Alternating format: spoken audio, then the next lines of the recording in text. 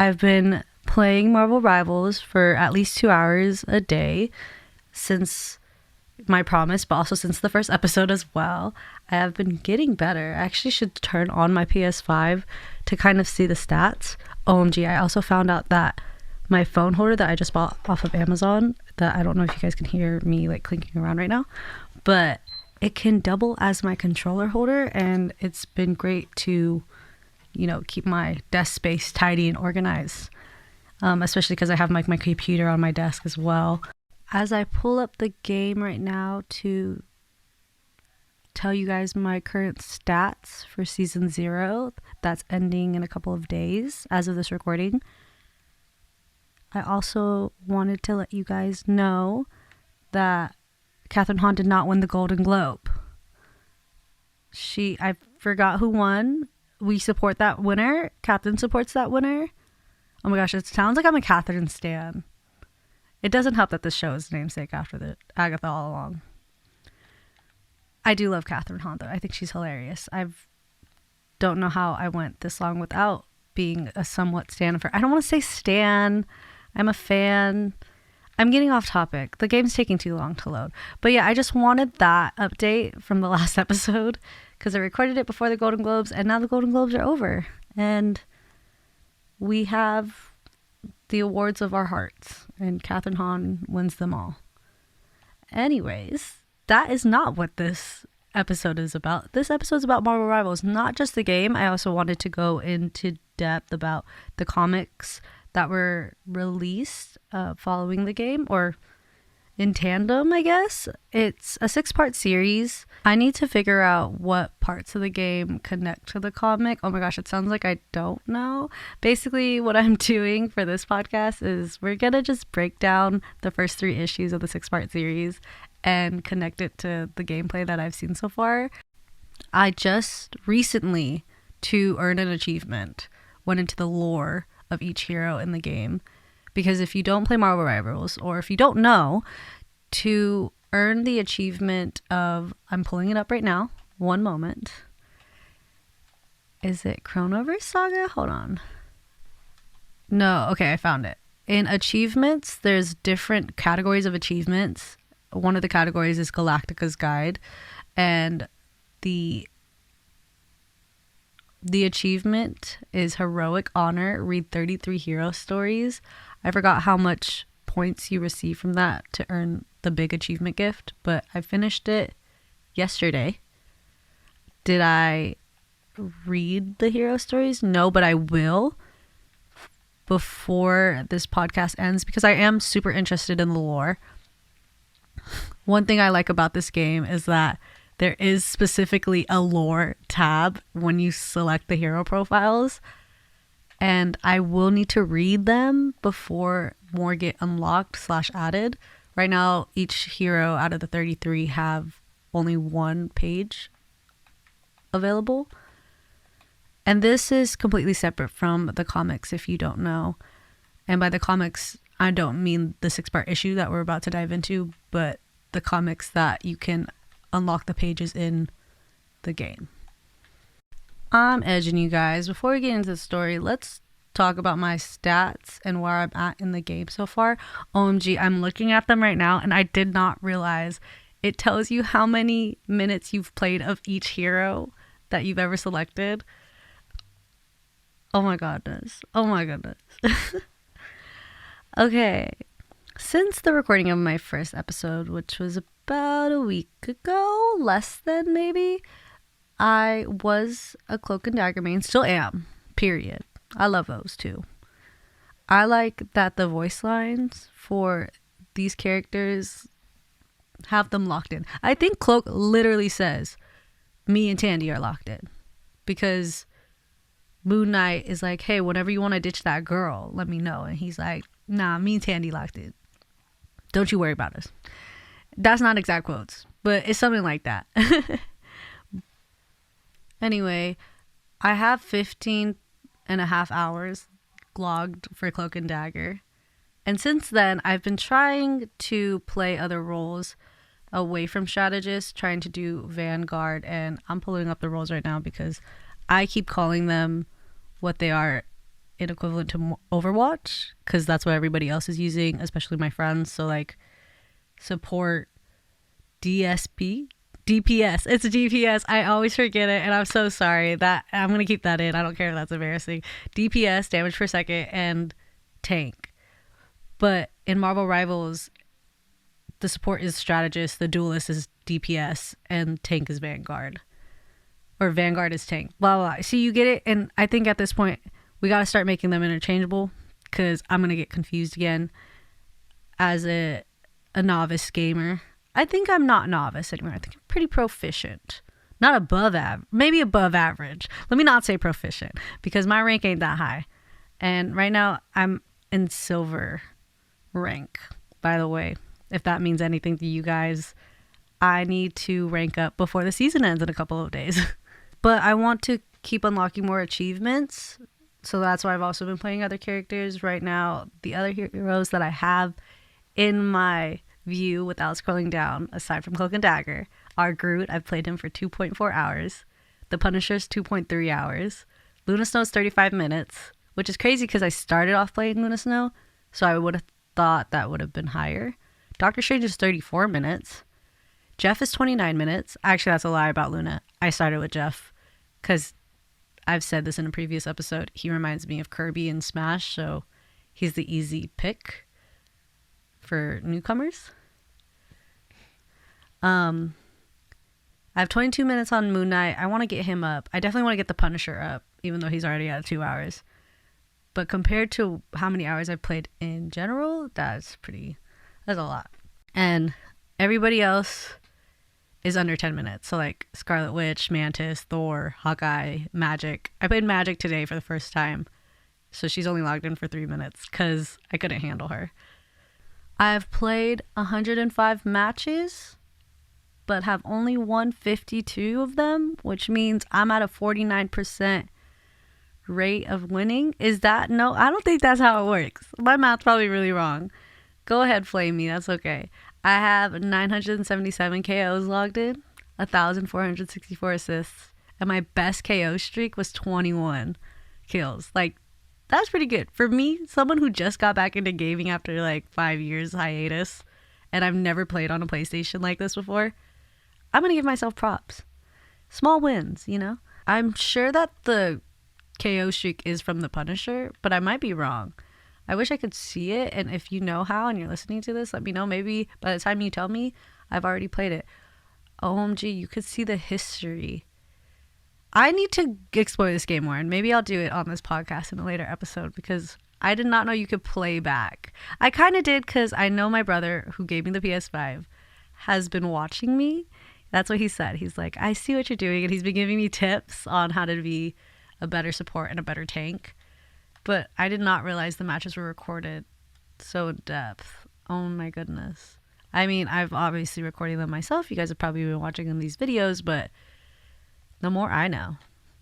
Anyway, since then, I have played a lot of Groot and a lot of Punisher. Those are my go-to non-strategist / support characters. I like Groot because he has the walls, and I'm starting to learn where's the best place to block the enemy team on certain maps when it comes to certain games, whether it's domination or it's escort the package. I'm not sure that's actually what they're called. I need to do my research. Oh my goodness. I hope throughout this podcast I sound better about this game. I'm just here for the ride and playing the game. I'm very excited for the Season 1 Battle Pass. As a new DPS player with the Punisher, I saw that there's a Punisher skin. Yes? Hold on. I'm going to check. We're going to double check this. Oh, I totally lied. To myself and to you, I guess. Punisher skin is actually in the Season 0 Battle Pass right now, and I'm not getting that. I'm waiting for the next season because the Scarlet Witch one in there looks awesome, and the Iron Man one. Oh, but the best one is the Wolverine one where he's like steampunk blood berserker Wolverine. Okay, he kind of eats. Or maybe the steampunk one's more Rocket. I don't mean to miscarry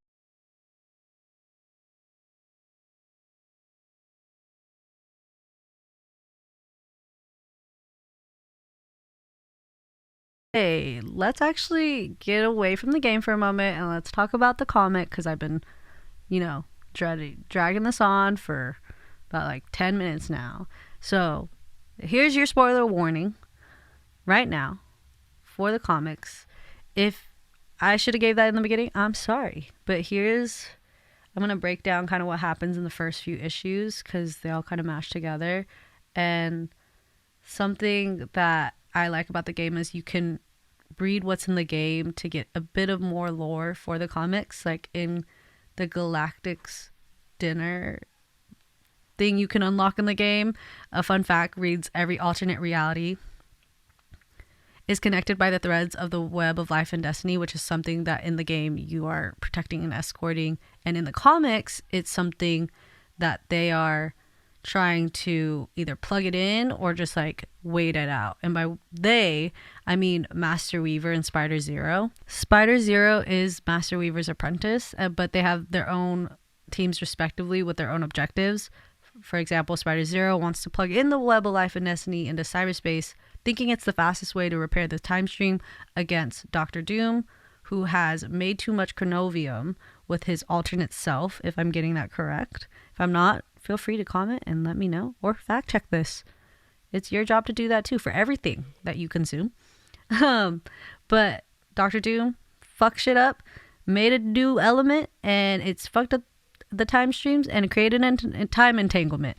And so Spider Zero wants to plug in the web of life and destiny, thinking it'll fix it that way. But Master Weaver wants to wait until they have enough chronovium, thinking it will be enough to strengthen the web and repair itself versus like pushing it in.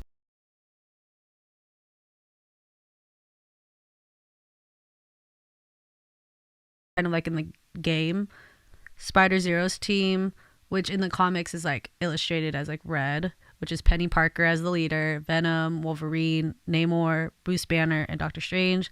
Then Master Weaver's team is painted as blue. Spider-Man is the leader, Thor, Captain America, Luna Snow, Iron Fist, and Jeff the Land Shark. And this is all being narrated by Galactica, but she's more of a commentator because she defensively dismisses like Galactus as her dad, showcasing her daddy issues. It's giving very much the Watcher from What If, but if he gave his opinion more and if he interfered more often, because I mean, so far she hasn't interfered until the end. Spoiler alert. But her voice in Marvel Rivals, like she is that voice in Marvel Rivals where like you pick your character before, during, and after the rounds, the main reminder when you're losing or winning, and her commentary in game kind of mimics her commentary in the comics, whether it's she's calling out when Thor is wrong about Jeff's land tracking skills, or even questioning the pressure of leadership in Penny Parker with her being a teenager. And I think that's good continuity. I think that's good continuity within both pieces of media, especially with the season 0 maps, because the setting of the comics is Tokyo 2099, where the rift damaged the web of life and destiny, and it's caused this tension between Master Weaver and his apprentice. These two teams filled with our beloved characters come from different timelines where they're familiar with the versions of their teammates, but like not exactly. Somewhat similar in the game when you pick certain characters and they interact with each other with their voice lines, and they're able to have so many different skins and characters, even with the movies coming in, and it still is canon to the story. Because in the comics, Penny Parker thinks Spider-Man, or the Spider-Man on Master Weaver's team, is her dad. And when Captain America sees Namor on the other team, he's like, oh, we fought in a world war. And Namor in this comic is like, I would never deal with land quarrels like that. So imagine like if Multiverse of Madness Wanda got pulled from Matt Wondergore at the end of her quote unquote sacrifice, because she's not dead, just to fight in Marvel Rivals, which I do need to get that skin before it goes away. Even though I'm not a Wanda main or I play her, I need to learn her, because something about saying pure chaos is just, it tickles my brain a little bit. But this is how that game gets me. It's a free game and they got me with the skins. Because something about Fortnite, and I know I'm divergent here, something about Fortnite having Marvel skins is one thing, and I'm like, okay, that's cool. Like, I get Ariana Grande stands for buying the Ariana Grande skin, but not really playing often. But this Marvel game got me locked in. They got my money. Take my money. Where is that one Futurama meme? Okay, back to the fight. We're getting off topic. Am I we? I mean me. I'm so sorry. The fight, mainly throughout this the first arc. I don't even want to say they're arcs. Like throughout the first 3 issues.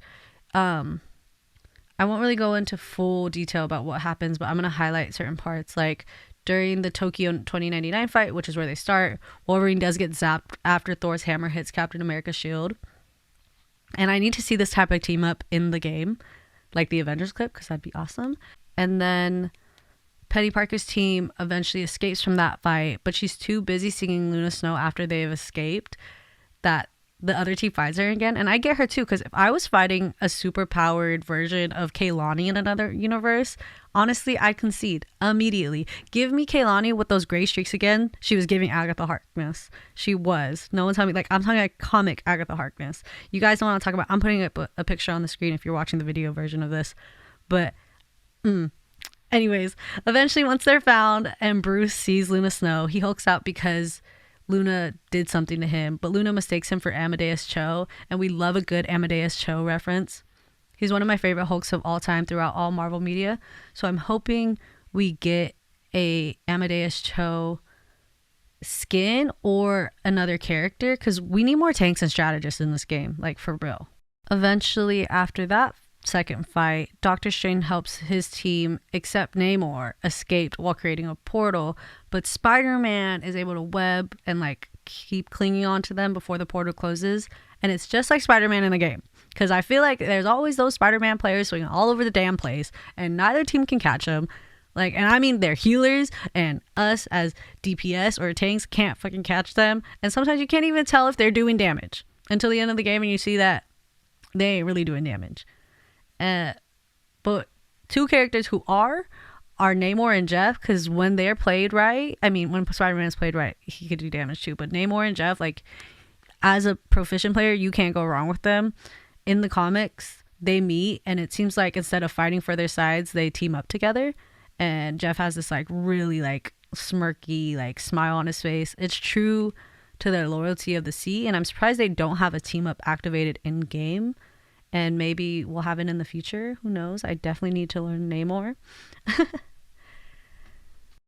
That's how that issue ends. And in the next one, we see Venom sitting next to Strange while he's resting, saying he needs to recover his strength after creating the portal that they escaped through. But I like to connect this to the game because it takes Strange so long to conjure a portal in the game unless you know those damn maps. And luckily, when I play Strange, I do. And it's great because I don't use it on every map. I would say the hardest one I can portal on right now is Wakanda, because those are hard. Oh, and when Groot blocks those pathways and you can't even push your portal through, it's crazy. Shout out to my Doctor Strange mains and players. I'll get behind your shields every time you tell me, for real. Anyways, the next part of the comic basically goes, Penny doesn't seem to want to fight their team, or just not fight Spider-Man, so she can talk to him alone because she wants to figure out if that's her dad. And eventually they fight one-on-one because they're like, oh, well, Master Weaver and Spider-Zero aren't going to like that. We're not fighting, or they're going to notice. And then once they're done fighting and Spider-Man kind of gets away, Thor finds him, and they agree to knock the team back into different timelines. But it seems he wants to let Penny know that he isn't her father, which you got to appreciate. That's a man, not giving her false hope and not using it against her, like weaponizing that. So good job, Spider-Man. I don't know who to root for exactly. I like that this is kind of a Captain America Civil War, the movie situation. I need to read the comics again. The last time I read that was like 10 years ago. It's been a long time. Anyways, the 3rd issue of the 6-part comic series ends with Thor mentioning how the fight isn't fair, and Galactica spawns in Squirrel Girl to Master Weaver's team. And what a great choice, because Squirrel Girl is so OP. I remember the first time I've ever heard about Squirrel Girl, unfortunately, it was with the TV shows. I only say unfortunately because I know there's a lot of hardcore comic fans out there. who may or may not be listening. I'm here to represent the people who were exposed via the movies and the TV shows, because I'm a Gen Z girl. You guys might have already told, but you guys might have already known from like my lingo and stuff, but my first encounter with Squirrel Girl was in Marvel Rising, which, if I'm not wrong, Chloe Bennett comes back as Quake to voice Quake in that, or maybe I'm confusing that with like an adjacent project with the same animation and canon timeline. But once again, bring back Quake. Well, not bring back Quake. Give us Quake and Marvel Rivals. You know, you gotta enjoy that this game and this comic can really bring in anybody. Galactica can just spawn in anybody. And I really wish there was going to be more issues than just the 6-part series. We talked about this entire fight, or at least 3 different fights spanning over 3 different issues. They're not that long. So if you are able to read it and take the time, I suggest you should. I have this Marvel Unlimited sub. I should probably read Young Avengers while I'm here. And you should probably sub to Marvel Unlimited. This is not sponsored. They have a 1-week free trial. Do it. It's like $10 a month after that.